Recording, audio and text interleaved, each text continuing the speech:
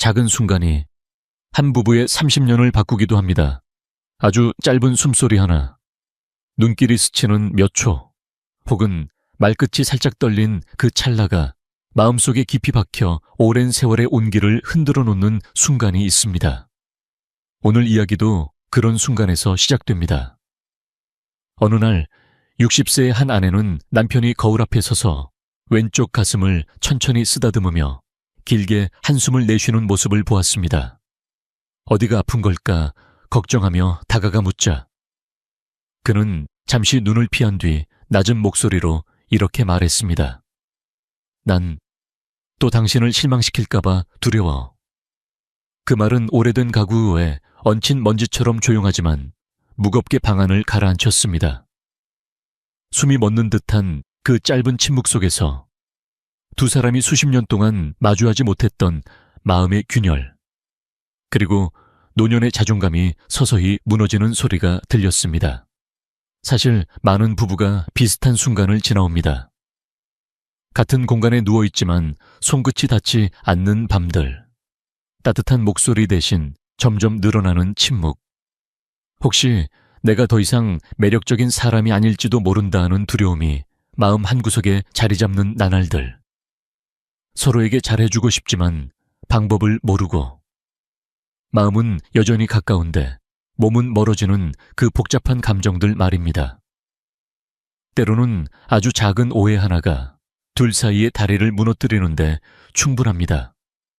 오늘 아침의 무심한 표정, 어제의 짧은 한마디, 어쩌면 그런 작은 순간이 서로를 향한 마음을 수십 년 동안 멀어지게 만들 수도 있습니다. 정말 그럴까요? 작은 오해 하나가 부부를 그렇게 오래 떨어지게 할 수 있을까요? 저는 오늘 그 답을 함께 찾아보려고 합니다.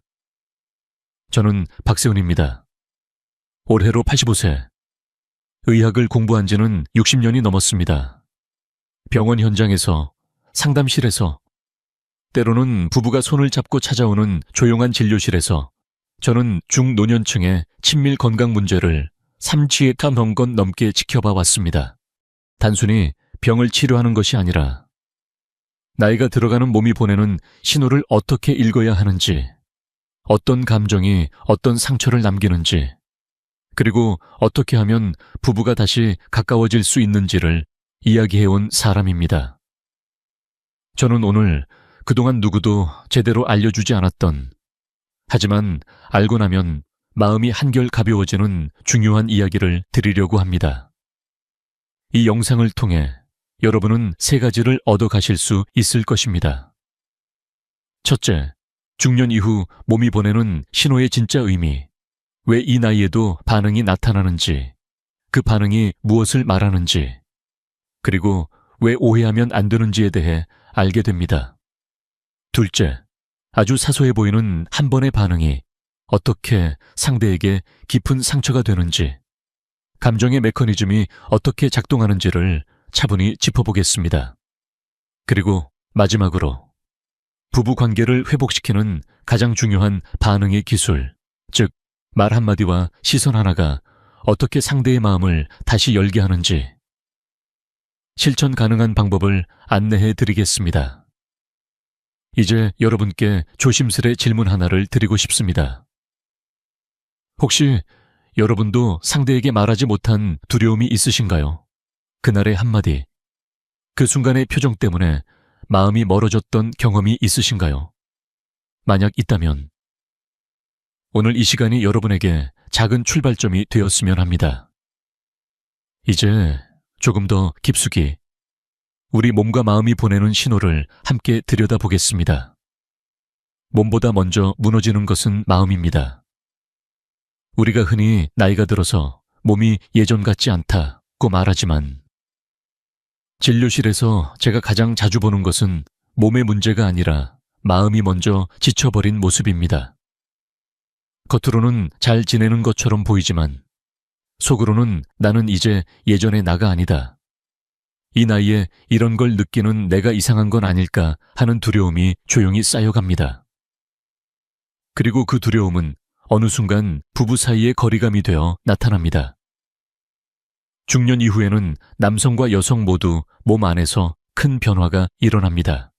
젊을 때는 잘 느끼지 못했던 호르몬의 변화가 50대 후반, 60대, 70대를 지나면서 점점 더 뚜렷해집니다.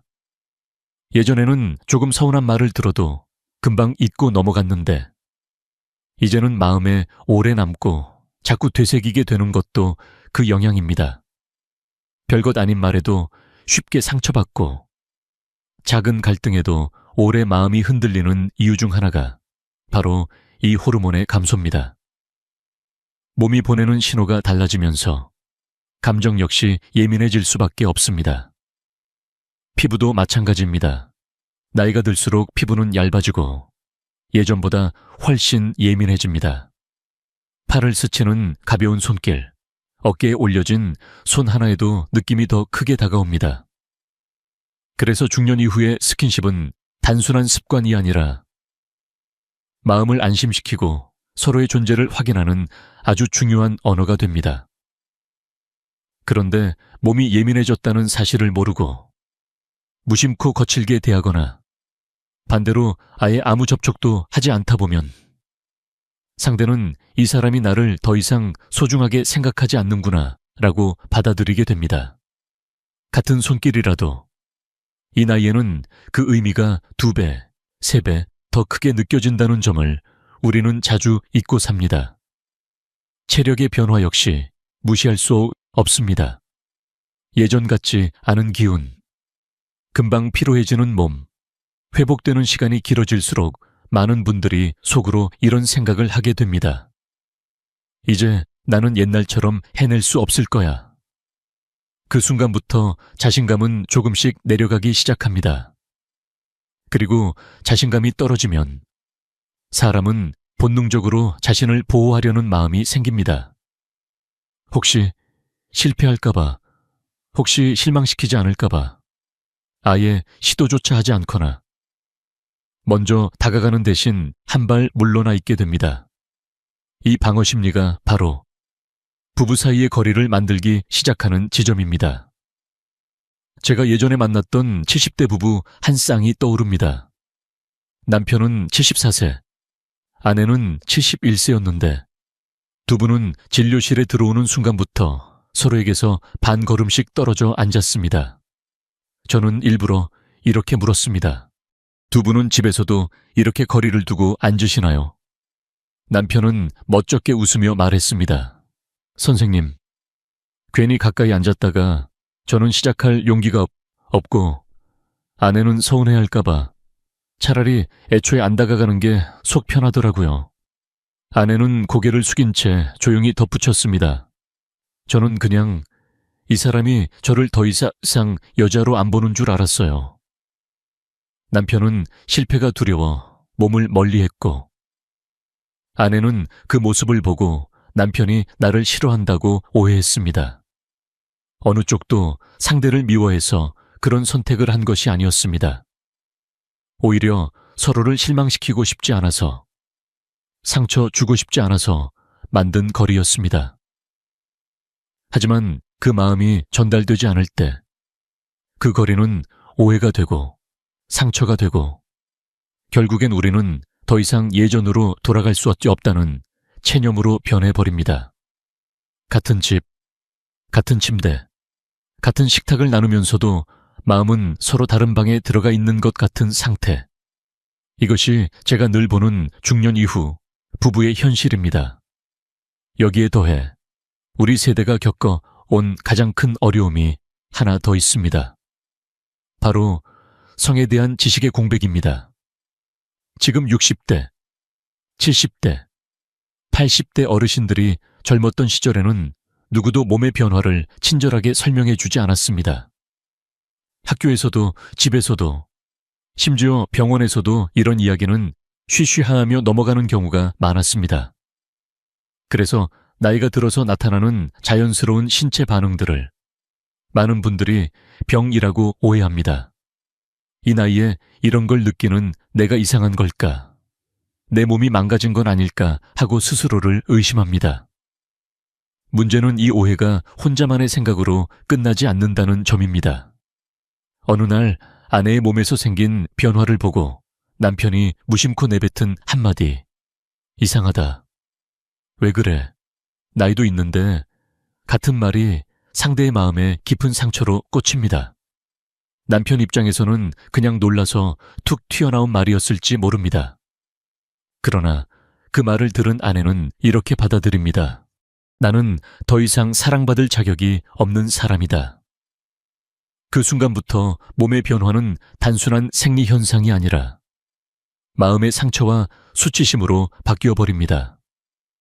이처럼 중년 이후의 부부 사이에서 벌어지는 갈등과 거리감의 배경에는 단순히 나이가 들어서라는 한마디로 설명할 수 없는 여러 층의 원인들이 겹겹이 쌓여 있습니다. 호르몬의 변화로 인해 감정이 더 예민해지고 예민해진 마음을 서로 제대로 이해하지 못해 오해가 커지고 거기에 더해 몸의 자연스러운 반응에 대한 지식 부족이 불필요한 부끄러움과 두려움을 만들어냅니다.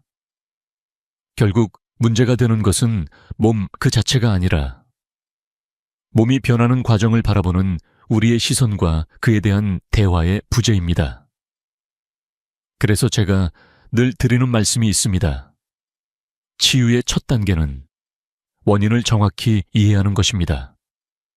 지금 느끼는 거리감이 정말 사랑이 식어서 생긴 것인지 아니면 몸과 마음의 변화 그리고 서로에 대한 이해 부족에서 비롯된 것인지를 차분히 들여다보는 것이 필요합니다. 이걸 놓치면 서로를 향한 진심은 그대로인데도 우리는 끝났다고 서둘러 결론을 내리게 됩니다. 반대로 이 지점을 알게 되면 생각보다 많은 부분이 아직 회복 가능하다는 사실을 깨닫게 됩니다. 이제 우리는 한 걸음 더 들어가 몸이 실제로 어떤 신호를 보내고 있는지 그리고 우리가 이상하다고 느꼈던 그 반응들이 사실은 얼마나 자연스러운 것인지 함께 살펴보려 합니다. 다음에서는 중년 이후의 몸이 보여주는 여러 가지 변화를 조금 더 구체적으로 이야기해 보겠습니다. 알고 나면 지금까지 두려움으로만 보였던 것들이 전혀 다른 의미로 느껴지실 것입니다. 몸은 고장난 게 아니라 여전히 살아 있습니다. 나이가 들면 많은 분들이 이렇게 말씀하십니다. 이제 내 몸은 다 끝난 줄 알았어요. 그런데 진료실에서 제가 수십 년 동안 보아온 몸의 진실은 정반대입니다. 겉으로는 주름이 늘고 예전만큼 힘이 나지 않는 것 같아도 안쪽에서는 여전히 살아있고 여전히 반응하고 여전히 누구를 사랑하고 싶어 하는 신호들이 아주 조용하게 이어지고 있습니다. 문제는 몸이 멈춘 게 아니라 그 신호를 우리가 잘 모른다는 데 있습니다. 특히 여성의 경우 많은 분들이 오해하시는 부분이 있습니다. 나이가 들면 여성의 몸, 특히 민감한 부위, 주변의 신경은 거의 사라지거나 둔해질 거라고 생각하시죠. 하지만 실제로는 그렇지 않습니다. 신경은 나이와 크게 상관없이 상당 부분 살아있고 자극과 감정에 따라 충분히 반응합니다. 그래서 중년 이후에도 특정 상황에서 촉촉함을 느끼거나 몸이 뜨거워지는 것 같은 열감, 근육이 살짝 조여 오는 듯한 느낌, 아주 소량의 분비가 생기는 경험을 하게 됩니다. 이것은 이상한 현상이 아니라 오히려 매우 자연스러운 반응입니다. 문제는 이런 반응을 경험하는 당사자도 그 옆에 있는 남편도 이 사실을 잘 모른다는 것입니다. 아내 입장에서는 이 나이에 이런 반응이 생기는 건 이상한 거 아닌가요?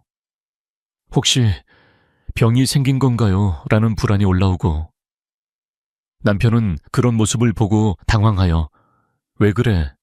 어디 아픈 거야? 라고 묻거나 때로는 무심코 불편한 표정을 짓기도 합니다. 그러면 아내는 내가 뭔가 잘못된 사람인가 보다 라고 느끼고 남편은 나 때문에 힘들어하는 건 아닐까 라고 또 걱정하게 됩니다. 결국 자연스러운 신호 하나가 두 사람 사이에 불필요한 불안을 키우는 계기가 되어버립니다. 왜 나이가 들수록 이런 반응이 더 또렷하게 느껴질까요? 우선 호르몬의 주기가 젊을 때와는 완전히 달라집니다. 일정하게 유지되던 호르몬이 들쭉날쭉해지면서 몸의 반응이 더 민감해지기도 하고 작은 자극에도 크게 느껴지기도 합니다. 또 긴장을 느끼는 상황에서는 자동적으로 신경계가 활성화됩니다. 심장이 조금 빨리 뛴다든지 손바닥에 땀이 난다든지 하는 것처럼 친밀한 순간에도 긴장과 설렘이 함께 찾아오면 여러 신체 반응이 동시에 나타날 수 있습니다. 이것도 병이 아니라 몸이 지금 나에게 중요한 일이 일어나고 있다고 반응하는 방식일 뿐입니다. 무엇보다 중요한 것은 감정과 몸이 서로 깊이 연결되어 있다는 점입니다. 상대에 대한 애정, 오랜 시간 함께 쌓아온 신뢰, 그 사람에게 나를 맡기고 싶은 마음이 깊어질수록 몸 역시 그 감정에 응답합니다. 나이가 들수록 이런 감정적인 연결이 더 소중해지기 때문에 오히려 반응이 더 섬세하고 깊어지는 경우도 많습니다. 그런데 우리는 종종 이제 나도 늙었는데 이런 걸 느끼는 게 이상한 거 아닌가라고 생각하며 스스로를 탓합니다. 사실은 정반대입니다. 여전히 누군가를 향해 마음이 움직이고 있다는 것은 그만큼 내 안에 생명력이 남아있다는 증거입니다. 어떤 분은 이렇게 물으셨습니다. 선생님, 저는 68살인데요. 남편이랑 조금 가까워지면 어느 순간 아래쪽이 따뜻해지고 뭔가가 나오는 느낌이 들 때가 있어요. 냄새는 없는데 너무 창피해서 말도 못하겠더라고요. 이 나이에 이런 반응이 오는 게 병이죠. 이분은 그 일을 겪은 이후로 남편이 손만 잡아줘도 긴장이 되고 혹시 또 그런 반응이 나타날까봐 겁이 나서 일부러 거리를 두기 시작했다고 했습니다. 또 그러면 남편이 이상하게 볼까봐 그냥 안고만 자자고 해도 몸이 먼저 굳어버려요. 저는 이분께 아주 천천히 조심스럽게 설명을 드렸습니다. 지금 말씀하신 건 병이 아닙니다. 오히려 몸이 아직 살아있고 남편과의 관계를 느끼고 있다는 증거에 가깝습니다. 냄새가 나지 않고 통증이 없고 특별히 불편한 증상이 없다면 그건 자연스러운 반응일 가능성이 큽니다. 부끄러워하실 일이 아니라 아, 나도 아직 느끼는구나 하고 받아들이셔도 괜찮습니다. 그리고 이렇게 덧붙였습니다. 혹시 남편분께 이 이야기를 솔직하게 해보실 수 있을까요? 내가 좀 긴장해서 이런 반응이 나오는데 그게 부끄러워서 오히려 멀어지게 된다고요. 얼마 후 이 부부가 다시 진료실을 찾아오셨을 때 두 분의 표정은 처음과 조금 달라져 있었습니다. 남편이 먼저 말문을 열었습니다. 선생님, 그날 집에 가서 아내 이야기를 자세히 들었습니다. 솔직히 저도 놀랐지만 선생님 말씀을 듣고 나니 아, 이게 몸이 아직 살아있다는 신호구나 싶더라고요. 그랬더니 이상하게 고맙다는 생각이 들었습니다. 아내분도 조심스럽게 웃으며 이렇게 말씀하셨습니다. 이 사람이 괜찮다고, 오히려 고맙다고 말해주니까 그때부터는 예전처럼 무서운 느낌이 좀 줄었어요. 아직 완전히 편하진 않지만 그래도 이제는 남편이 손잡을 때 너무 겁나지는 않아요. 이 부부가 특별해서가 아닙니다. 이런 이야기는 제 진료실에서 정말 자주 오가는 이야기입니다. 몸이 보내는 자연스러운 반응을 병이라고 착각하는 순간 수치심과 불안이 생기고 그 불안이 관계를 얼어붙게 만듭니다. 반대로 아, 이건 내 몸이 아직 살아있다는 뜻이구나 라고 이해하는 순간 같은 반응이 전혀 다른 의미로 다가옵니다. 두려움 대신 안도와 감사가 들어올 자리가 생기는 것입니다. 우리가 꼭 기억했으면 하는 사실이 하나 있습니다. 나이가 들었다고 해서 몸이 완전히 멈추는 것은 아닙니다. 다만 반응의 모양이 조금 달라질 뿐입니다. 촉촉함, 따뜻함, 미세한 수축이나 분비 같은 것들은 이제 그만해야 한다는 신호가 아니라 아직 느끼고 있고 여전히 관계 속에 있고 싶다는 몸의 언어일 수 있습니다. 그런데 이 언어를 읽을 줄 모르면 자연스러운 반응이 곧 문제가 되어버립니다. 그러면 상대와 나 자신을 불편하게 만들고 결국은 서로를 피하게 되는 악순환이 시작됩니다. 그래서 저는 여러분께 이렇게 말씀드리고 싶습니다. 자연스러운 반응을 문제로 착각하면 모든 것이 엇갈리기 시작합니다. 몸은 계속해서 나는 아직 여기 있다고 말해주는데 우리는 그 말을 부끄러움과 두려움으로 덮어버립니다. 하지만 조금만 시선을 바꾸면 그 신호들을 통해 오히려 서로의 마음에 더 가까이 다가갈 수 있습니다. 이제 다음 시간에는 이런 자연스러운 반응들 중에서 어떤 것은 전혀 걱정하지 않아도 되는지, 또 어떤 경우에는 한 번쯤 검사를 받아보는 것이 좋은지 구체적인 기준을 차분히 나누어 보려고 합니다. 알고 나면 훨씬 편안해질 수 있는 이야기들입니다. 알고 보면 괜찮고 모르면 불안해집니다. 몸에서 일어나는 작은 변화 하나가 어떤 사람에게는 아직 건강하구나 라는 안도감을 주지만 또 다른 사람에게는 큰 병이라도 생긴 건 아닐까 하는 두려움이 됩니다. 차이는 몸이 보내는 신호를 얼마나 알고 있느냐에 있습니다. 그래서 이 부분에서는 어디까지가 자연스러운 범위인지, 어떤 경우에는 병원을 한번 찾아가는 게 좋은지를 차분히 나누어 보고자 합니다.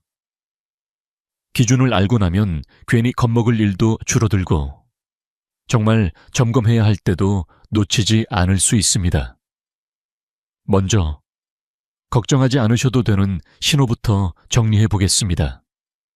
많은 분들이 진료실에서 이렇게 말씀하십니다.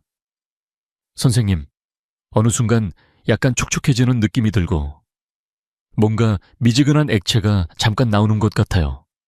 냄새는 거의 없고 금방 사라지긴 하는데 이게 이상한 건가요? 이런 경우라면 대체로 자연스러운 범위 안에 있는 반응일 가능성이 큽니다. 냄새가 거의 없고 불쾌하거나 따갑지 않고 한번 나타났다 사라지는 단발성 변화라면 몸이 감정과 자극, 그리고 약간의 긴장에 반응하고 있다는 신호로 볼 수 있습니다. 특히 친밀한 순간이거나 마음이 움직이는 상황에서 이런 변화가 나타났다면 더 그렇습니다. 오랫동안 함께한 배우자와 손을 잡고 앉아 있다가 혹은 가볍게 포옹만 나누었는데도 몸이 조금씩 반응하는 경험을 하실 수 있습니다. 그 순간 스스로 이 나이에 왜 이러지라고 놀라시면 그 놀람이 오히려 긴장을 더 키워서 반응을 과장되게 느끼게 만들기도 합니다. 하지만 원래 우리 몸은 감정, 접촉, 기억, 편안함과 같은 요소들이 겹쳐질 때 생각보다 섬세하게 반응하도록 설계되어 있습니다. 그런 의미에서 냄새와 통증이 없고 금방 지나가는 정도라면 아직 내 몸이 살아있구나 라고 받아들이셔도 괜찮습니다. 반대로 이건 한 번쯤은 꼭 확인해 보는 게 좋겠습니다 라고 말씀드리는 경우도 분명히 있습니다. 예를 들어 분비가 있을 때 코를 찌르는 듯한 불쾌한 냄새가 나거나 따가움, 화끈거림, 지속적인 가려움 같은 증상이 함께 나타난다면 단순한 반응이라고 보기 어렵습니다. 또 친밀한 순간이 아니어도 항상 축축하거나 반대로 너무 건조해서 매번 통증을 느끼고 이후에 피가 조금씩 비친다면 이런 경우는 꼭 전문의와 상의하시는 것이 좋습니다. 특히 반복되는 건조함과 출혈은 나이 들어서 그런가 보다 하고 넘길 일이 아니라 점검을 통해 더 편안한 방법을 찾을 수 있는 신호입니다. 여기서 중요한 점은 병원을 찾는다는 게 곧 큰 병을 전제로 하는 것이 아니라는 사실입니다. 많은 분들이 이 나이에 이런 걸로 병원 가면 창피하지 않을까요? 괜히 이상하게 보지 않을까요? 하고 망설이십니다.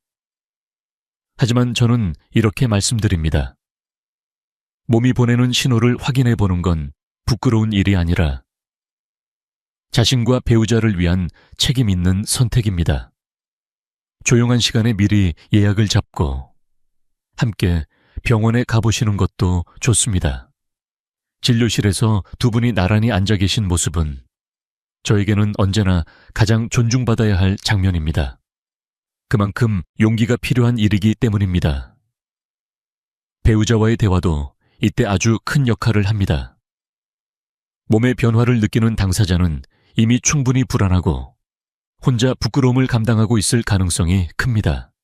이때 옆에 있는 사람이 어떻게 반응하느냐에 따라 그 불안이 더 커질 수도 있고 오히려 많이 줄어들 수도 있습니다. 가장 좋은 시작은 상대의 말을 끊지 않고 끝까지 들어주는 것입니다. 그냥 나이 들어서 그런 거겠지 하고 대수롭지 않게 넘기거나 설마 괜찮을 거야 하고 얼버무리기보다는 그래, 그런 느낌이 들었구나 하고 먼저 공감해 주는 것이 중요합니다. 그 다음에 건네는 한두 마디가 서로의 마음을 크게 바꿉니다. 예를 들어 이렇게 말해 줄 수 있습니다. 이건 자연스러울 수도 있으니까 너무 겁먹지 않아도 돼. 이 말에는 당신이 이상한 게 아니다 라는 메시지가 담겨 있습니다. 또 한 걸음 더 나아가 우리 같이 확인해 보자. 혼자 걱정하게 두고 싶지 않아 라고 말해 보십시오. 그러면 병원을 가는 일도 검사 결과를 기다리는 시간도 혼자가 아니라 둘이 함께 겪는 과정이 됩니다. 마지막으로 당황하지 않아도 돼. 어떤 결과가 나와도 우리는 같이 방법을 찾으면 돼 라는 말을 덧붙일 수 있습니다. 이 말은 상대에게 나는 당신 편이라는 가장 확실한 신호가 됩니다. 이런 대화는 어려워 보이지만 사실 아주 거창한 말이 필요한 것은 아닙니다. 약간 어색해도 괜찮습니다. 중요한 건 완벽한 표현이 아니라 진심이 느껴지는 태도입니다. 상대가 몸에서 일어나는 변화를 털어놓을 때 눈을 피하지 않고 비웃지 않고 그럴 수도 있지 하고 받아들여주는 눈빛 자체가 이미 큰 위로입니다. 그렇게 한 번, 두 번 대화를 나누다 보면 몸의 신호를 숨기고 외면하던 시간이 조금씩 줄어듭니다. 몸 이야기를 편하게 꺼낼 수 있을 때 마음의 거리도 함께 줄어듭니다. 결국 몸이 보내는 모든 변화가 곧 문제를 말하는 것은 아닙니다. 오히려 많은 경우 몸은 우리에게 나 지금 이렇다고 솔직하게 알려주고 있을 뿐입니다. 다만 우리는 아직 그 언어를 충분히 배우지 못했을 뿐입니다. 몸이 문제를 말하고 있는 것이 아니라 두 사람이 아직 배우지 못한 몸의 언어를 말하고 있을 뿐이라는 것을 기억해 주셨으면 합니다. 이 언어를 함께 배워가겠다는 마음만 있어도 불필요한 두려움은 줄어들고 정말 필요한 순간에는 용기 있게 도움을 구할 수 있습니다. 이제 몸이 보내는 신호를 어느 정도 이해했다면 다음으로는 이 신호들이 마음에 어떤 상처를 남기는지 그리고 한 번의 표정과 한마디, 말이 어떻게 친밀함을 얼어붙게 만드는지 살펴볼 차례입니다. 몸과 마음은 언제나 함께 움직이기 때문입니다. 여성은 몸의 반응보다 남편의 반응을 더 기억합니다. 같은 상황이라도 나중에 떠올려 보면 몸에서 어떤 감각이 있었는지는 흐릿해지는데 그 순간 남편이 어떤 표정을 지었는지, 어떤 눈빛이었는지, 어떤 말투였는지는 마음속에 오래 아주 선명하게 남습니다. 특히 나이가 든 뒤에 겪는 민감한 순간일수록 여성의 기억은 몸이 아니라 상대의 반응에 더 깊이 꽂히게 됩니다. 제가 진료실에서 만났던 한 아내의 이야기를 들려드리겠습니다. 60대 후반, 평생 남편과 가정만 바라보고 살아온 분이었습니다. 어느 날, 정말 오랜만에 남편과 조금 가까워지는 시간을 가지게 되었는데, 그 순간 몸에서 예상치 못한 분비가 느껴졌다고 했습니다. 본인도 놀라고 당황해서 순간적으로 굳어버렸는데, 더 큰 충격은 남편의 말이었습니다. 남편이 얼굴을 찌푸리며 이 나이에 이런 게 나오는 건 도대체 뭐야? 이상하다라고 중얼거린 겁니다. 짧은 한마디였지만 그 말이 그녀의 마음을 완전히 무너뜨렸습니다. 그날 이후로 이 여성은 자신의 몸을 자꾸 더러운 몸이라고 느끼기 시작했습니다. 전에는 한 번도 그렇게 생각해 본 적이 없었는데 그 말 한마디 이후 거울을 볼 때마다, 샤워를 할 때마다 속으로 이런 말을 반복했다고 합니다. 나는 이제 늙었고 예전과는 다르고 이 사람에게 짐이 되는 존재구나. 사실 남편은 단지 당황해서 툭 내뱉은 말이었을지 모릅니다. 그러나 그녀의 마음속에서는 그 말이 너는 이제 매력도 없고 깨끗하지도 않은 사람이라는 선언처럼 들렸습니다. 여성에게 가장 두려운 것은 몸의 변화 자체가 아니라 더럽고 늙고 매력 없다는 평가입니다. 이 두려움이 시작되면 감정은 아주 복잡한 길을 걷기 시작합니다. 먼저 찾아오는 것은 당황입니다. 도대체 내 몸에서 왜 이런 일이 일어나는 거지? 라는 혼란이 생기고 그 다음에 수치심이 뒤따릅니다. 이런 걸 느끼는 내가 이상한 걸까? 이 나이에 이런 반응이 오는 게 잘못된 걸까? 그리고 끝으로 스스로를 향한 자책이 밀려옵니다. 괜히 저녁에 분위기를 만들자고 먼저 말을 꺼냈나 봐. 내가 괜한 짓을 했어. 이렇게 마음속에서 자신을 비난하기 시작하면 가장 먼저 바뀌는 건 몸의 거리입니다.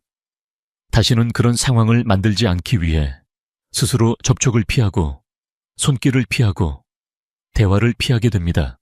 이 단계에 들어서면 남편은 종종 이렇게 말합니다. 어느 순간부터 아내가 나를 밀어내는 느낌이 든다. 내가 다가가면 몸을 살짝 피하는 것 같아서 나도 더 이상 시도할 용기가 안 난다. 하지만 아내 입장에서는 의도적으로 남편을 상처 주려는 것이 아닙니다. 이미 한 번 크게 부끄러웠던 그 순간을 떠올리며 또 그렇게 될까봐 두려운 마음이 앞설 뿐입니다. 그래서 실제로는 남편이 싫어서가 아니라 자신이 더 이상 상처받고 싶지 않아서 거리를 두게 됩니다. 마음은 여전히 함께 있고 싶은데 몸은 그 마음을 따라오지 못하는 상태가 되는 것입니다. 감정의 상처는 단지 그 밤만 망치는 데서 끝나지 않습니다. 수면에도 영향을 줍니다.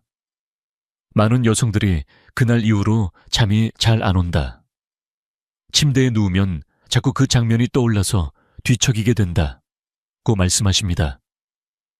밤마다 비슷한 생각이 떠오르고 혹시 또 그런 일이 생기면 어떡하지 하는 불안이 깊어지면 결국 잠드는 것 자체가 힘들어집니다. 잠이 줄어들면 다음 날의 기운도 표정도 말투도 바뀝니다. 그러면 남편은 또 이렇게 생각합니다. 내가 뭘 잘못했길래 요즘 저렇게 예민해졌을까? 몸의 반응에 대한 상처가 계속 쌓이면 우울감도 따라옵니다. 스스로를 자꾸 문제가 있는 사람처럼 느끼다 보면 예전에는 즐겁게 하던 일들에도 흥미를 잃게 됩니다. 친구를 만나는 것도 줄어들고 옷을 고르는 일에도 마음이 가지 않습니다. 어차피 나를 예쁘게 봐주는 사람도 없는데 뭐라는 생각이 들기 시작하면 세상이 조금씩 색을 잃어가는 것처럼 느껴집니다. 이것은 단지 부부 관계에만 영향을 미치는 것이 아니라 삶 전체의 자신감이 줄어드는 과정이기도 합니다. 친밀한 관계를 거부하게 되는 것도 같은 맥락입니다. 오늘은 피곤해서 허리가 안 좋아서 다음에 하자 같은 말들이 조금씩 늘어납니다. 물론 정말 피곤할 때도 있겠지만 그 속에는 이런 마음이 숨어 있습니다. 또 지난번처럼 부끄러운 일이 생기면 어떡하지? 이번에는 더 심하게 실망하는 표정을 보이면 어쩌지? 그러다 보면 어느 순간 부부는 이미 오래전부터 서로의 손을 잡지 않고 있다는 사실을 깨닫게 됩니다. 그리고 우리는 나이가 많으니까 이 정도 거리도 괜찮겠지라며 스스로를 설득합니다. 하지만 마음 깊은 곳에서는 여전히 서운함과 아쉬움이 남아 있습니다. 이 모든 과정이 한국이라는 문화적 배경 안에서 일어난다는 점도 중요합니다. 우리 세대는 감정을 솔직하게 표현하는 연습을 거의 해본 적이 없습니다. 특히 자신의 성적인 감정이나 몸의 변화를 이야기하는 것은 더더욱 어려운 일입니다. 부끄러운 이야기라고 느끼고 굳이 이런 걸 말로 해야 하나 하고 삼켜버립니다. 그래서 상처를 받았을 때도 겉으로 내색하지 않고 조용히 넘어가는 경우가 많습니다. 그러나 표현되지 않은 감정은 사라지지 않습니다. 말로 꺼내지 못한 감정일수록 마음속에서 더 오래 남아 천천히, 그러나 깊게 영향을 미칩니다. 여성이 겪는 상처는 종종 거창한 말에서 시작되지 않습니다. 떠들썩한 싸움이나 큰 다툼이 없어도 무심코 던진 한마디, 잠시 굳어버린 표정 하나, 당황해서 피한 눈길 하나가 오랫동안 마음에 박혀 있게 됩니다. 그래서 저는 이렇게 말씀드립니다. 여성의 상처는 말이 아니라 반응에서 시작됩니다. 그 순간의 반응이 따뜻했다면 같은 몸의 변화도 아직 살아있구나 라는 안도감이 되었을 것입니다. 반대로 그 반응이 차갑고 날카로웠다면 아무 문제 없는 자연스러운 반응도 나는 이상한 사람인가 보다 라는 깊은 상처로 남게 됩니다. 이제 우리는 한 걸음 더 나아가 남편의 마음 안에서는 어떤 두려움과 혼란이 일어나고 있는지 살펴볼 필요가 있습니다. 아내의 상처와 남편의 침묵은 서로 연결되어 있기 때문입니다. 다음에서는 같은 장면을 남편의 시선에서 바라보며 그가 왜 말없이 등을 돌리게 되는지 함께 들여다보겠습니다. 남성의 침묵 뒤에는 두려움이 있습니다. 많은 남편들이 말하지 않을 뿐 마음속에서는 끊임없이 자신을 시험하고 스스로를 평가하고 있습니다. 예전 같지 않은 것 같다. 이번에도 잘 안 되면 어떡하지? 혹시 아내가 실망하지 않을까? 겉으로는 아무렇지 않은 표정을 짓고 농담도 건네지만 침대불이 꺼진 뒤 가장 먼저 조용해지는 사람은 남편인 경우가 많습니다. 그 침묵 속에는 귀로 들리지 않는 질문이 숨어 있습니다. 나는 아직 남자인가?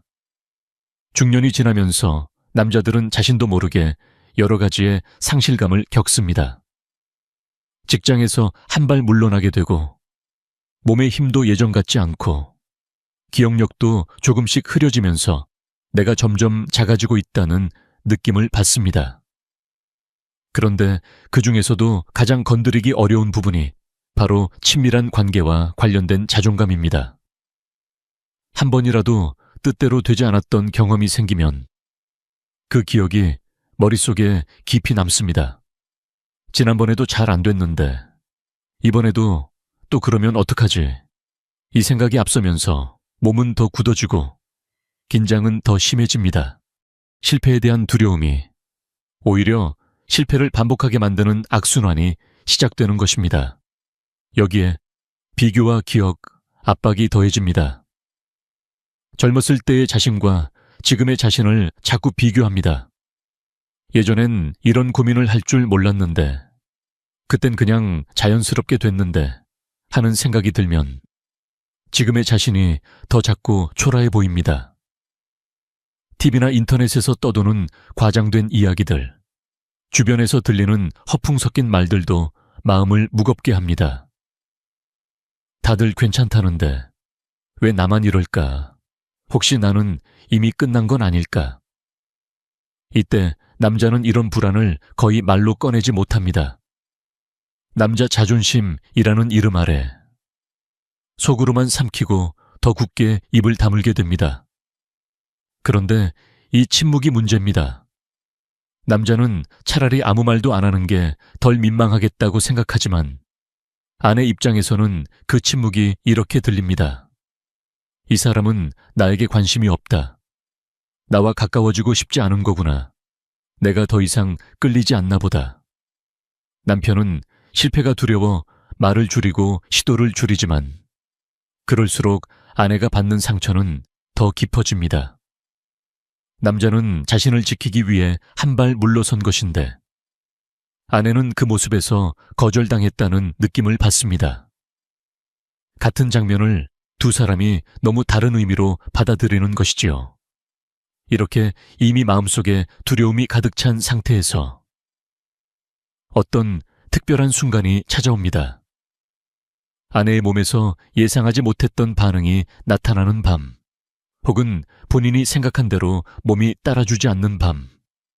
그 짧은 순간에 남편의 얼굴에 떠오르는 놀란 표정 하나가, 차갑게 들리는 말투 한 줄이, 혹은 말없이 등을 돌리는 행동이 모든 것을 바꿔버릴 수 있습니다. 왜 이래? 이상하네. 에이, 그냥 자자. 이런 말들이 때로는 의도치 않게 아주 냉정하게 들립니다. 아니, 사실 말조차 하지 않고 한숨을 길게 내쉬며 돌아눕는 것만으로도 아내에게는 충분히 차갑게 느껴집니다. 남편의 입장에서 보면 이 반응들도 대부분은 당혹감에서 나온 것입니다. 갑자기 상황이 예상과 다르게 흘러가니 어색하고 어떻게 반응해야 할지 모르는 겁니다.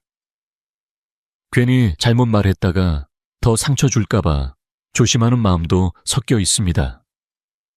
그래서 오히려 말을 줄이고 시선을 피하고 행동을 멈추어 버립니다. 하지만 아내는 그 순간을 이렇게 기억합니다. 그때 이 사람이 나를 이상하게 쳐다봤어. 내 몸을 더럽다고 느끼는 것 같았어. 아무 말도 안 하고 돌아 누웠어. 그리고 그 기억은 단순한 한 장면이 아니라 이후 오랫동안 이어지는 감정의 기준이 됩니다.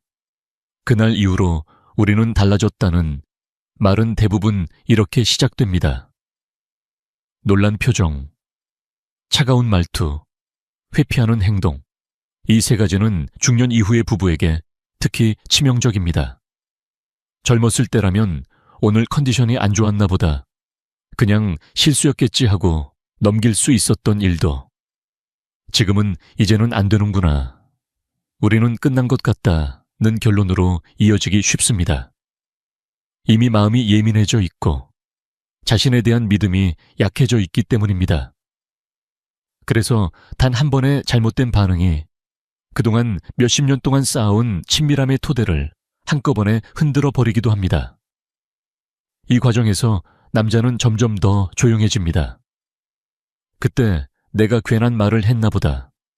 그날 이후로 아내가 달라졌어 하는 걸 느끼면서도 어떻게 다시 말을 꺼내야 할지 모릅니다. 사과를 하자니 어디서부터 말해야 할지 막막하고 모르는 척 하자니 마음 한구석이 계속 걸립니다. 그래서 또다시 선택하는 건 침묵입니다.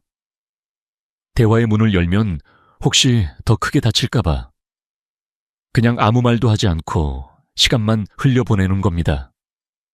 그러나 우리는 알고 있습니다. 시간이 모든 상처를 치유해주지는 않습니다. 특히 아무 말도 하지 않은 채 방치된 상처는 시간이 지나면서 더 깊게 자리 잡습니다.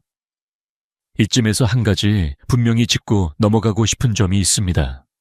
남편들이 두려워하는 것은 아내 자체가 아니라 아내 앞에서 무너지는 나 자신입니다. 이 사람 앞에서는 강하고 든든한 남편이고 싶었는데 어느 순간부터 그게 쉽지 않다고 느낄 때 남자는 스스로 가장 먼저 실망합니다. 그리고 그 실망이 너무 커질까봐 아예 시험대에 오르지 않으려고 합니다. 시도하지 않으면 실패도 없다는 마음으로 한 발 물러서지만 그 한 발이 결과적으로 두 사람 사이의 거리를 더 크게 만듭니다. 그래서 중년 이후에 친밀함을 지키는데 가장 중요한 것은 몸의 완벽함이 아닙니다. 어떤 날은 몸이 따라주지 않을 수도 있고 생각했던 것처럼 흘러가지 않을 수도 있습니다. 그것 자체는 누구에게나 일어날 수 있는 자연스러운 일입니다. 정말 중요한 것은 그 순간에 오가는 감정입니다.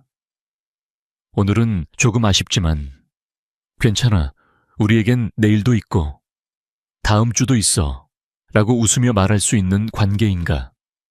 아니면 서로 눈을 피한 채 아무 일도 없었던 것처럼 침묵 속으로 들어가 버리는 관계인가? 이 차이가 앞으로의 수년, 수십 년을 가릅니다. 결국 중년의 친밀함은 몸이 아니라 감정이 지켜줍니다. 몸은 시간이 지나며 변할 수밖에 없지만 서로의 마음을 어떻게 돌보고 실패와 당황의 순간을 어떻게 함께 건너가는지에 따라 관계의 깊이는 더 단단해질 수도 쉽게 깨져버릴 수도 있습니다.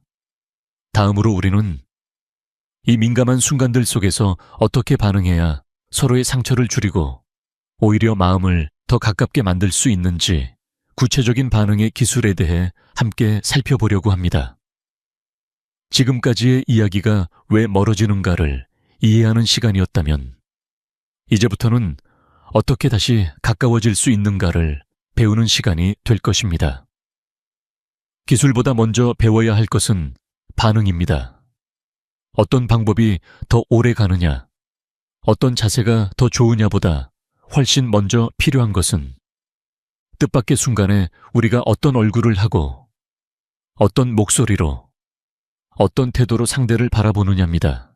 중년 이후의 친밀한 시간은 작은 실수 하나, 예상치 못한 몸의 반응 하나로 금세 어색해질 수 있습니다. 그런데 똑같은 상황이라도 그 순간에 건네지는 반응에 따라 한쪽 마음은 무너져 내리기도 하고 오히려 더 깊이 치유되기도 합니다. 제가 진료실에서 지켜본 수많은 부부들 속에서 상처를 되풀이하지 않는 분들에게는 공통점이 하나 있었습니다. 특별한 기술이 있는 것도 아니고 젊은 사람들처럼 대단한 체력을 가진 것도 아닙니다. 다만 상대가 당황하는 순간 세 가지를 자연스럽게 꺼낼 줄 알았습니다. 하나는 부드러운 목소리, 하나는 따뜻한 눈빛, 그리고 한 박자 먼저 다가가는 가벼운 손길입니다. 먼저 목소리입니다. 같은 말이라도 어떻게 말하느냐에 따라 전혀 다르게 들립니다. 왜 그래라고 날카롭게 물으면 상대는 곧바로 방어적으로 변합니다. 하지만 톤을 조금 낮추고 속도를 천천히 줄여서 괜찮아, 놀랐지 라고 말해주면 그 말 한마디가 마치 담요처럼 마음을 덮어줍니다. 이때 중요한 건 정확한 표현보다 목소리의 온도입니다. 꾸짖는 듯한 느낌이 아니라 아이가 넘어졌을 때 다가가 많이 놀랐지 라고 달래주는 그 목소리를 떠올려 보시면 좋겠습니다. 다음은 눈빛입니다. 갑작스러운 상황에서 우리는 본능적으로 눈을 피하려고 합니다.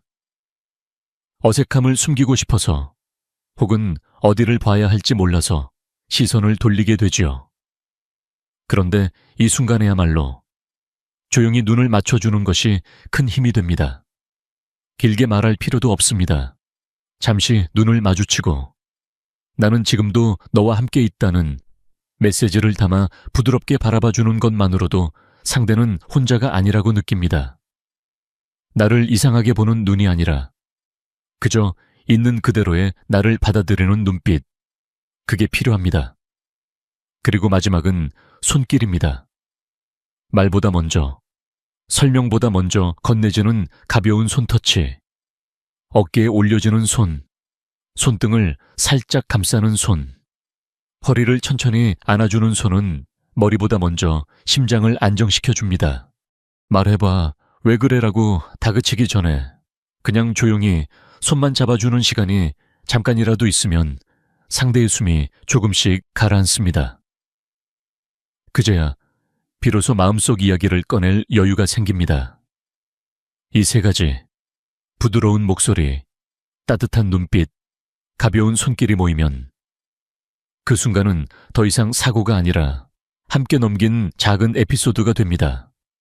이 세 가지를 바탕으로 조금 더 구체적으로 도움이 될 수 있는 문장을 5가지만 골라보겠습니다. 이런 말들은 상황을 분석하거나 따지는 말이 아니라 상대를 안전하게 만드는 말입니다. 괜찮아. 자연스러운 반응이야. 이 말은 너에게 문제가 있다는 느낌 대신 내 몸은 이상하지 않다는 안심을 줍니다. 당황과 수치심이 동시에 올라올 때 가장 먼저 풀어줘야 하는 매듭은 나 이상한 사람인가 라는 의심입니다. 이 한 문장은 그 의심을 조용히 걷어냅니다. 나 여기 있어. 이 말 속에는 많은 뜻이 들어 있습니다. 나 도망가지 않을게. 너를 혼자 두지 않을게. 이 상황을 같이 견딜게. 설명보다 강한 메시지입니다. 상대는 더 이상 혼자 창피해야 하는 사람이 아니라 함께 이 순간을 통과하는 동반자가 됩니다. 당신 몸이 아직 살아있다는 증거야. 나이가 들수록 많은 분들이 이제 내 몸은 끝났다고 느낍니다. 그때 이런 말을 들으면 같은 반응이 전혀 다른 의미로 바뀝니다. 수치가 아니라 생명력으로 느껴지는 것이지요. 몸이 아직 반응하고 있다는 사실을 축복으로 바라봐주는 태도는 상대의 자존감을 다시 일으켰습니다. 나를 믿어줘서 고마워. 이 말은 상대의 용기를 인정해주는 말입니다.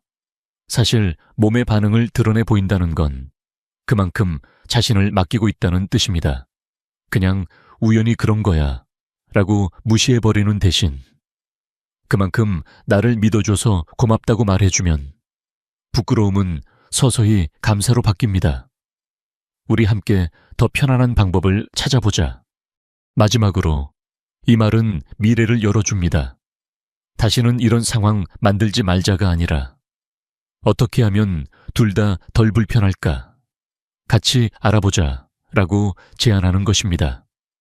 문제의 책임을 한 사람에게 돌리지 않고 우리의 과제로 바꾸는 순간 긴장은 훨씬 줄어듭니다. 이런 말들이 잘 떠오르지 않을 때는 제가 10초 황금 규칙이라고 부르는 작은 연습을 떠올려 보시면 좋겠습니다. 아주 간단하지만 실제로 많은 분들이 도움을 받았던 방법입니다. 첫째, 바로 반응하지 말고 숨부터 한번 고르기. 갑작스러운 상황에서 인간의 첫 반응은 대개 방어적이거나 공격적입니다. 그 반응을 그대로 내보내지 않기 위해 단 3초만이라도 깊게 숨을 들이마시고 내쉬어 보십시오. 그 3초가 말실수를 막아줍니다. 둘째, 억지로라도 미소를 한번 지어보기. 크게 웃을 필요는 없습니다. 입꼬리를 조금만 올려도 내 표정이 부드러워집니다. 상대의 눈에는 그게 그대로 전달됩니다. 당황했지만 너를 비난하는 건 아니야 라는 신호가 되는 것입니다. 셋째, 질문 대신 공감을 먼저 건네기. 왜 그랬어? 도대체 뭐가 문제야? 라는 질문은 상대를 더 움츠러들게 만듭니다. 대신 놀랐지. 지금 많이 부끄럽지. 같은 말로 감정을 먼저 인정해주면 마음의 문이 살짝 열립니다. 그 다음에야 비로소 어떻게 하면 더 편할까? 같은 이야기를 나눌 수 있습니다. 이렇게 보면 특별한 재능이 필요한 것이 아니라는 걸 아실 수 있을 겁니다. 조금만 숨을 고르고 표정을 부드럽게 하고 상대의 감정을 먼저 어루만지는 것. 이것이 바로 관계를 지켜주는 첫 번째 기술입니다. 몸이 완벽하지 않아도, 계획한 대로 흘러가지 않아도, 이 세 가지 반응만 잘 지켜도 그날의 기억은 상처가 아니라 서로를 더 이해하게 된 밤으로 남을 수 있습니다. 결국 당신의 침착함이 가장 강력한 치유제입니다. 불완전한 몸보다 더 중요한 것은 불완전한 순간을 어떻게 함께 통과하느냐입니다. 이제 다음으로는 이런 반응을 바탕으로 실제 대화를 어떻게 시작하면 좋을지, 말 한마디가 어떻게 치유의 문을 여는 열쇠가 될 수 있는지에 대해 조금 더 구체적으로 나누어 보겠습니다. 대화만 잘해도 절반은 해결됩니다. 우리가 지금까지 이야기해온 몸의 반응, 상처, 두려움도 결국 마지막에는 어떻게 말했는가, 그리고 어떻게 듣고 있었는가로 귀결됩니다. 많은 부부가 몸 때문에 멀어졌다고 느끼지만 실제로는 말 한마디, 표정 하나, 그리고 그 후에 이어지지 못했던 대화 때문에 마음의 문이 닫혀버린 경우가 훨씬 많습니다. 그래서 이제부터는 조금 더 구체적으로 상처를 덜 만드는 말하기, 그리고 서로를 다시 가까워지게 만드는 말을 어떻게 꺼내야 하는지 함께 생각해 보려고 합니다. 먼저 꼭 피했으면 하는 말하기 방식이 몇 가지 있습니다. 가장 대표적인 것이 비난입니다. 당신 때문에 이렇게 됐잖아. 왜 그때 그렇게 했어? 와 같은 말은 설령 사실이 일부 담겨 있다 하더라도 상대를 바로 방어태세로 몰아넣습니다. 마음속에 쌓인 답답함이 많을수록 이 말이 더 쉽게 튀어나오는데 그럴수록 대화는 풀리지 않고 더 엉켜버립니다. 우리가 원하는 것은 싸움이 아니라 이해와 회복이기 때문에 비난의 문장은 가능한 한 입 밖으로 나오지 않게 붙잡아두는 연습이 필요합니다. 두 번째로 피해야 할 것은 과거를 끊임없이 끌고 나오는 방식입니다.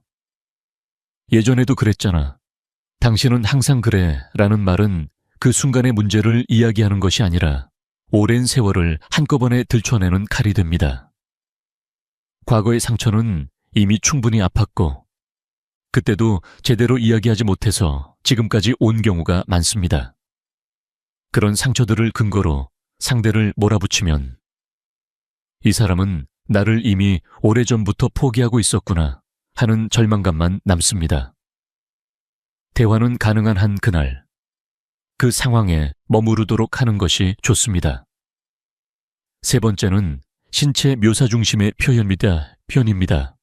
너는 왜 이렇게 됐어? 몸이 예전이랑 완전히 달라졌어 같은 말은 아무리 농담처럼 말해도 깊은 상처가 됩니다. 특히 나이가 든 뒤에는 누구보다도 본인이 몸의 변화를 잘 알고 있습니다. 그 사실을 다시 확인시키는 말은 도움이 되지 않습니다. 몸의 모양, 기능, 반응을 평가하는 대신 그때 느꼈던 마음과 감정에 초점을 맞추어 말하는 것이 훨씬 좋습니다. 몸을 이야기하더라도 요즘 많이 피곤해 보여서 걱정돼처럼 감정이 앞에 오도록 표현해 보시면 좋겠습니다. 그렇다면 어떻게 말해야 할까요? 저는 늘 감정으로 시작해서 몸을 거쳐 해결로 가라 라고 말씀드립니다. 예를 들어 어떤 밤 이후 마음이 불편했다면 그날 당신 때문에 기분이 나빴어 라고 말하기보다 그날 이후로 내가 조금 걱정이 되더라 라고 시작해 보는 겁니다. 내 감정을 먼저 이야기하면 상대는 공격받는 느낌보다 이 사람이 불안했구나 하고 받아들일 가능성이 높습니다.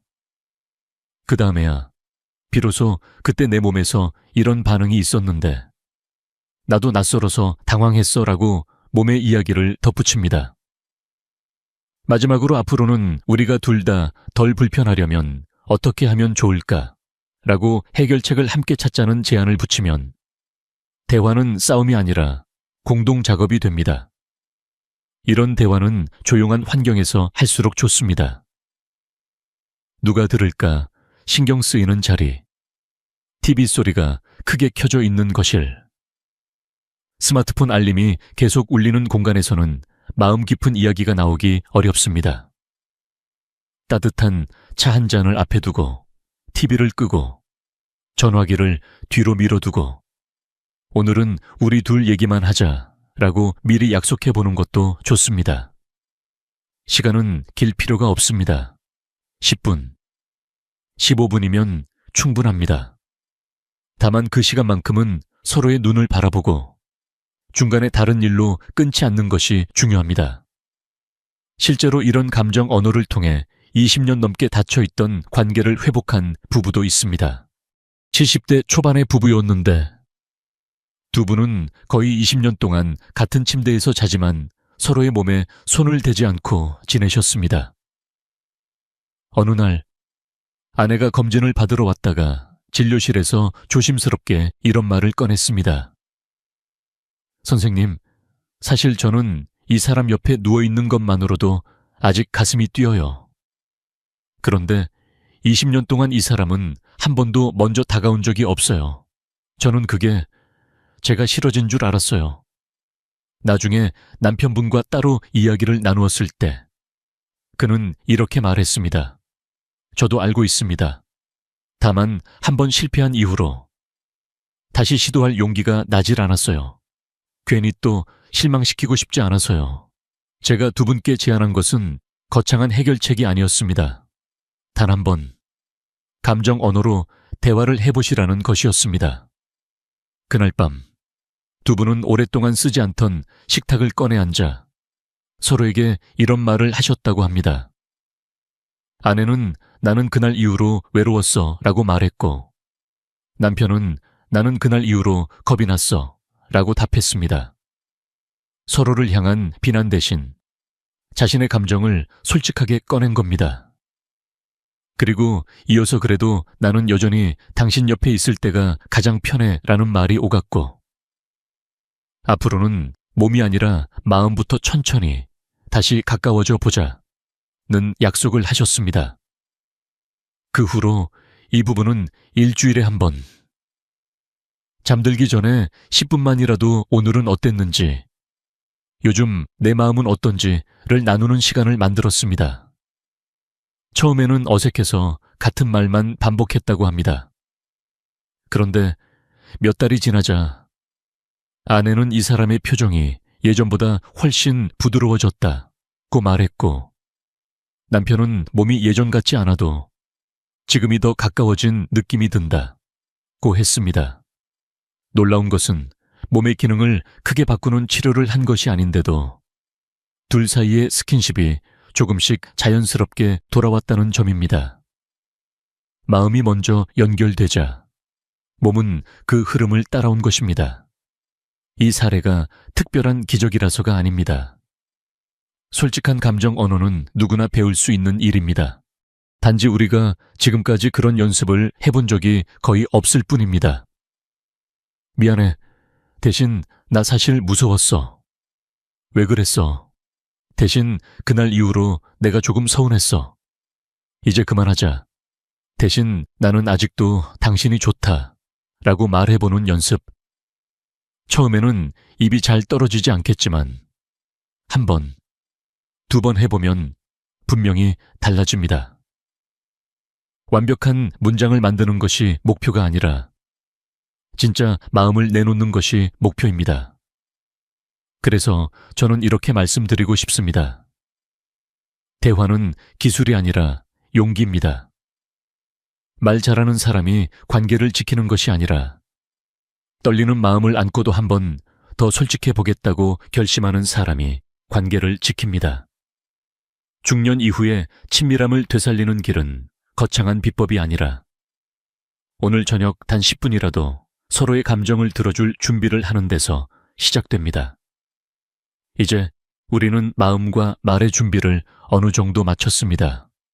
다음으로는 실제로 다시 친밀해지기 위해 몸의 속도와 리듬을 어떻게 맞추어 가야 할지 나이든 부부에게 특히 도움이 되는 구체적인 원칙들을 함께 살펴보려 합니다. 마음이 준비되었을 때 몸은 훨씬 더 부드럽게 그 길을 따라가게 됩니다. 기술은 20%, 마음은 80%입니다. 많은 분들이 어떻게 해야 오래 가느냐, 어떤 방법이 더 효과적이냐를 물으시지만 제가 현장에서 느낀 결론은 늘 같습니다. 동작이나 자세보다 더 중요한 것은 두 사람이 어떤 마음으로 서로를 대하고 있느냐입니다. 특히 노년의 친밀함은 젊은 시절처럼 속도와 자극으로 승부하는 시간이 아니라 따뜻함과 배려, 그리고 서로의 속도를 맞추는 시간에 가깝습니다. 그래서 이 마지막 부분에서는 다시 친밀해지고 싶은 부부에게 도움이 될 수 있는 4가지 황금 원칙을 정리해 드리고자 합니다. 첫 번째 원칙은 따뜻함, 부드러움, 느림입니다. 몸이 이완되기 위해 필요한 조건은 생각보다 단순합니다. 춥지 않을 것, 마음이 쫓기지 않을 것, 그리고 예상치 못한 자극이 갑자기 들어오지 않을 것. 나이가 들수록 근육은 더 쉽게 긴장하고 관절이나 허리, 어깨에 불편함이 생기기 쉽기 때문에 서두르거나 급하게 움직이면 몸은 곧바로 경계 태세로 바뀝니다. 그래서 온도는 약간 따뜻하게, 조명은 조금 부드럽게, 시간은 여유 있게 잡아주는 것이 좋습니다.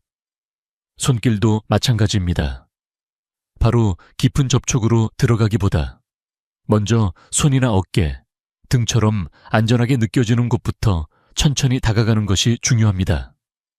나이가 들수록 몸은 빠름보다 느림에서 안정을 찾습니다. 속도를 줄이면 오히려 감각은 더 섬세해지고 상대의 숨소리와 천이 더 잘 느껴지게 됩니다.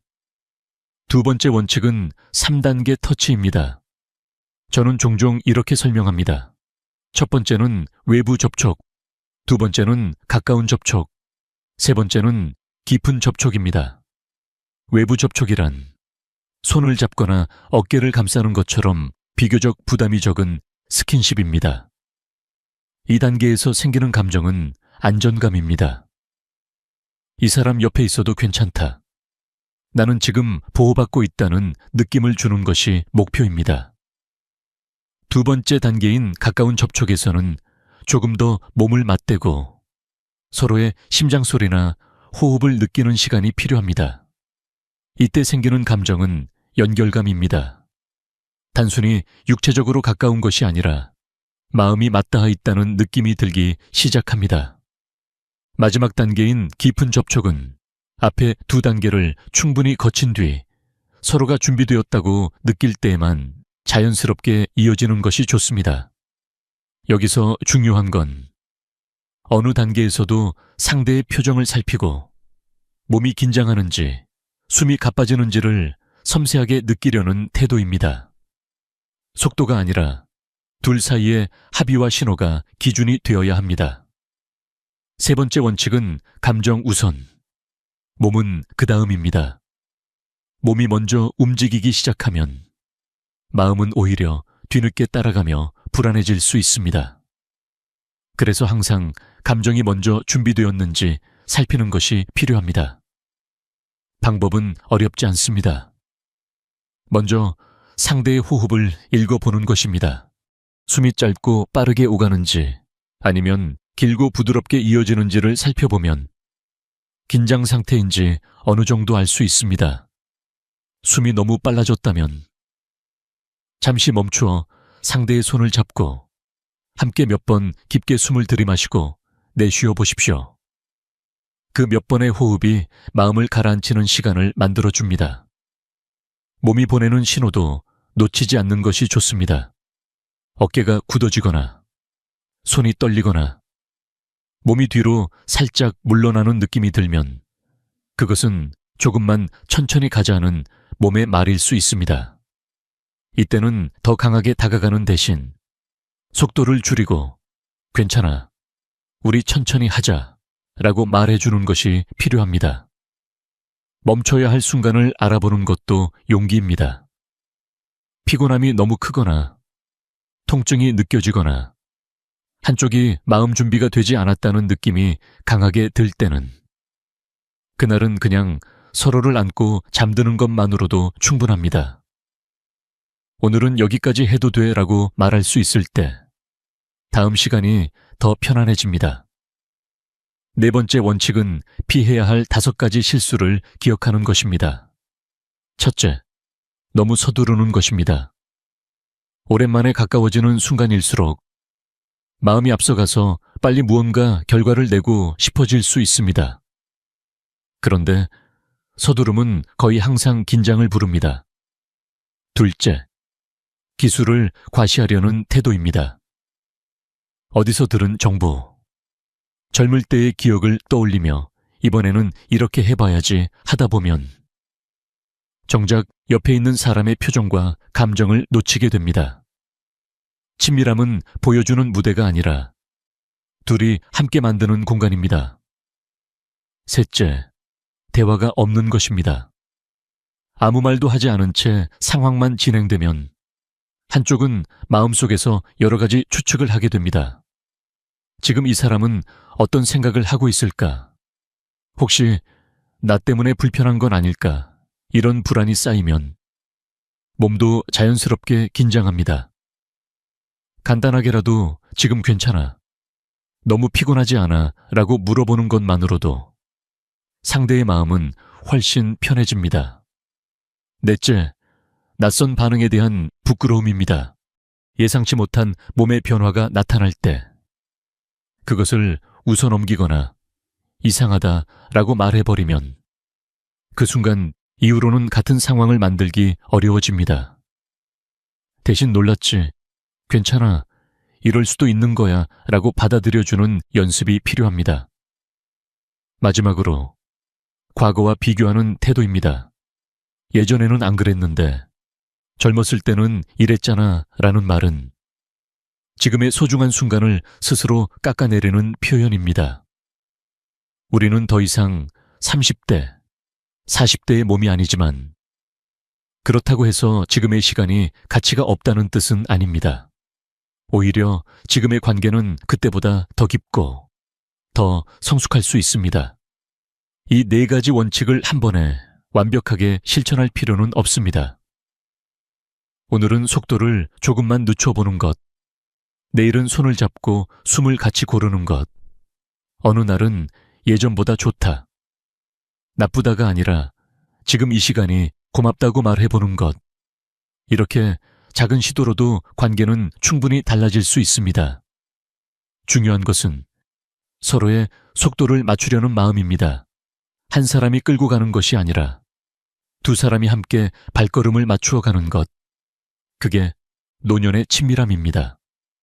결국 노년의 친밀함은 서로의 속도를 맞추는 예술입니다. 빠르게 달리던 시기를 지나 이제는 천천히 걸어도 충분한 나이에 우리는 와 있습니다. 이 나이의 친밀함은 기록을 세우는 경주가 아니라 끝나갈 때까지 서로의 손을 놓지 않는 산책에 가깝습니다. 이제 마지막으로 이 모든 과정을 통해 변화를 경험한 분들의 이야기를 나누며 여러분도 한 걸음 내디뎌 볼 수 있도록 따뜻한 마무리 인사를 드리겠습니다. 중년은 친밀함의 끝이 아니라 서로를 다시 사랑하는 법을 배우는 새로운 시작입니다. 우리는 모두 시간이 지나며 몸도 변하고 마음도 흔들리지만 그 변화가 관계의 문을 닫는 이유가 될 필요는 없습니다. 오히려 그 변화는 지금까지의 방식이 아닌 새로운 방식으로 서로를 이해하고 다가갈 수 있는 기회가 되기도 합니다. 누구도 처음부터 사랑을 완벽하게 할 수 없고 친밀함을 자연스럽게 유지하는 법을 본능적으로 알고 태어나는 사람도 없습니다. 하지만 오늘부터 아주 작은 한 걸음만 내디뎌도 관계는 충분히 다시 따뜻해질 수 있습니다. 지금까지 이야기한 여러 방법과 원칙들은 결국 두 사람이 서로의 속도를 맞추고 다시 연결될 수 있도록 돕기 위한 도구였습니다. 몸의 반응이 어색할 때 부드러운 목소리로 안심시키는 것, 말보다 먼저 손을 내밀어 따뜻함을 건네는 것, 감정 언어로 마음을 열고 솔직하게 대화하는 것, 그리고 마지막으로 서로의 리듬을 존중하며 천천히 다시 가까워지는 법을 배우는 것. 이 모든 과정은 기술이 아니라 서로를 향한 마음에서 출발합니다. 여러분이 오늘 이 영상을 보고 계신다는 것만으로도 이미 관계를 다시 이어보려는 용기를 가지고 있다는 뜻입니다. 이제 아주 작은 실천을 하나만 부탁드리고 싶습니다. 오늘 밤 10분만 시간을 내어보세요. TV 소리를 줄이고 불을 조금 낮추고 서로의 손을 살며시 잡은 뒤 이렇게 물어봐 주세요. 요즘 당신의 몸은 어떠세요? 이 질문은 단순한 건강 질문이 아닙니다. 나는 당신을 신경 쓰고 있어요. 당신이 어떤 변화를 겪고 있는지 함께 알고 싶어요. 라는 진심을 담은 질문입니다. 실제로 이 한마디가 결혼 생활을 완전히 바꾼 부부가 있습니다. 서로에게 단 한 번도 몸에 대한 이야기를 꺼내본 적 없던 두 분이 어느 날 이 질문을 계기로 조용히 대화를 시작했습니다. 오랫동안 쌓여있던 오해가 하나씩 풀리고 서로를 향한 마음이 다시 살아나기 시작했습니다. 그 이후로 두 사람은 매주 같은 질문을 주고받으며 예전보다 훨씬 깊고 편안한 관계를 유지하고 있습니다. 한 문장이 만들어낸 변화였습니다. 만약 여러분도 이런 변화를 원하신다면 너무 거창하게 준비하지 않으셔도 됩니다. 단지 손을 잡고 눈을 맞추고 솔직한 목소리로 한 문장을 건네는 것만으로도 충분합니다. 관계는 크고 화려한 사건보다 이렇게 작은 행동의 반복에서 다시 살아나기 때문입니다. 오늘 영상이 조금이라도 도움이 되셨다면, 그리고 중년의 몸과 마음이 보내는 신호를 더 깊이 이해하고 싶으시다면 댓글에 이를 남겨주세요. 여러분의 관심에 맞춰 다음 영상에서는 더 실질적이고 세심한 이야기를 준비해 드리겠습니다. 그리고 아직 구독을 하지 않으셨다면 구독 버튼을 눌러주세요. 여러분의 삶과 관계가 더 따뜻해질 수 있도록 앞으로도 실질적인 도움을 드릴 수 있는 내용들로 찾아뵙겠습니다. 오늘도 제 이야기와 함께 해주셔서 진심으로 감사합니다. 부디 여러분의 하루가, 그리고 앞으로의 시간이 서로를 다시 이해하고 더 가까워지는 순간들로 가득하길 바랍니다.